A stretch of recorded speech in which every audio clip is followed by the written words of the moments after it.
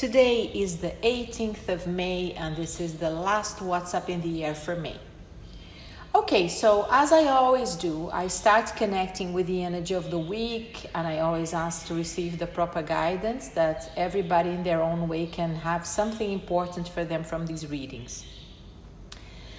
As I sat here this morning, the first thing that called my attention is the importance of changing perspective, not being held on doing things the same way all the time. So if you're still in a place of confinement and you have created a safe way for you to navigate your days, I think the invitation for now is do something differently. If you're coming out always from the same side of the bed and you get on your routine, you stay in pajamas or whatever you do that has kept you safe into this new routine, the invitation is to start doing something differently. Change the order. Start using your non-dominant hand while you make your cup of coffee.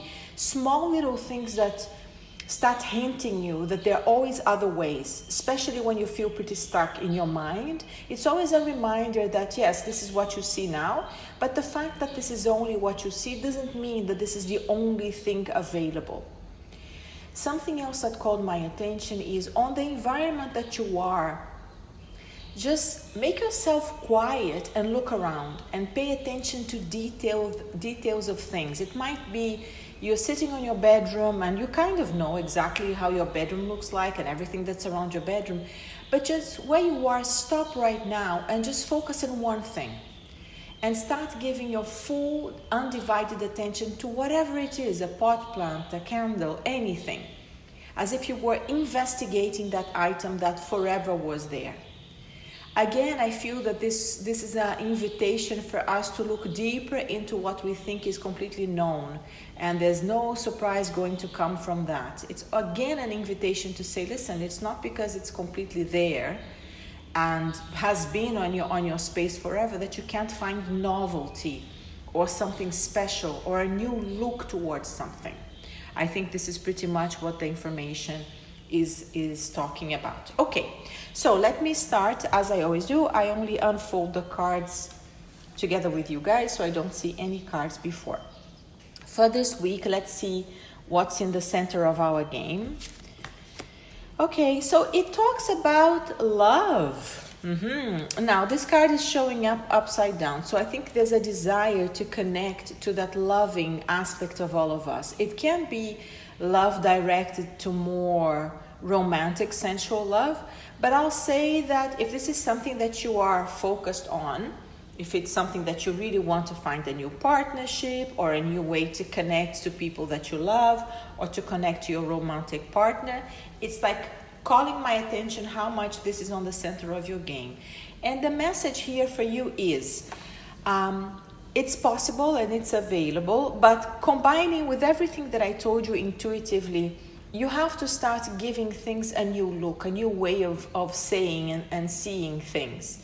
You know, like looking at pictures of people upside down, seeing what you can see. If you just do like a child that you put your hands on the floor and you're looking beneath through your legs and you see how your bedroom looks like from that angle. You know, it's funny how then suddenly what you never paid attention to looks, you never pay attention to what happens under your bed, so to say. So really giving that center of attention a new dimension. Stop being stuck on believing that things are only going to happen on a specific way. And on the color tarot that I picked for us this morning, it gives us 4 stages on how we can process this week. So the first one is the negative pattern that we might somehow step into, and the heads up is, and what we would be thinking would be something like, I want to find my place and don't know how. And then we step into the, I need to find a new direction, but I don't know which way to turn. And then we get to, I have to let go of my feelings. I have found my second breath. And where we're truly going to and we want to land is, I found a new direction, which I found that really makes sense with everything that we have seen so far. So yeah, so we carry on and see what are the other things that are important to pay attention. So there's something about taking care of others here, being the caregiver, being somehow asking to be the support system of someone. And this, I would just say that because it's coming from a past energy, pay attention to that you don't overdo this, and sometimes taking care of everything around you, household, work, lovers, family, leaves you depleted. So take the initiative in the beginning of your day to say, what do I need for this day to flow well? Does it mean that I have to exercise first? Does that mean I have to not make myself so important, not let everything and everyone rely on me? Kind of understanding better that your caregiving energy has also to apply to yourself. And take the initiative to make it really work for you. It's not selfishness to insert yourself in the context, but it's self-fullness. You count. And we can only serve others from a place of feeling complete. Otherwise, it's exhausting. We feel we need to do it. Eventually, we do it because sometimes we think it's the right thing to do. And halfway through the doing, the giving, the providing, the nourishing, we feel resentful towards who we're doing it to, or we feel that it's unfair. So it's a very important thing to start paying attention this week. It's like, what do you need? You can only give what's excessive. You cannot give what you don't have. So pay attention to that. Have the initiative to pay attention to you first. From picking up calls of friends whenever you're not in the mood, or you're not strong enough in your mind to do so. When you say to a friend that might be needing you or wanting a conversation, then you say, can I call you back in 1 hour? Or can I call you back when I'm ready? And this is you taking care of you. The question that's really on top of our heads this week is, what is it time to give up? So if there are things that you're trying, behaviors that you have been repeating, and they're of course not working for you, it's just zooming into that and say, okay, enough, this is time for me to stop doing whatever I was doing. We are coming from a place of, I think it contributes to everything that I'm seeing here, which is putting away all of the illusions and all of the fantasies, stepping out of this place of being eluding and wanting to see things clearly. As hard as it might be, as tough as it might be, wanting to move forward with a certain sense of clarity. The card that shows up as a guide is trust, that you will be. I think we have to make a couple of decisions this week that you have to count on your trust. It's an image of someone with her eyes closed, meaning the next step, I don't know, I can't see, but there's something inside of me that just needs to trust and believe that this is what I need to be doing next. This is my next step. Another information that comes as a hint is pause. I think whenever we talk about this place of being quiet and looking at ordinary things from different angles and turning upside down and using your non-dominant hand, it will help you slow down.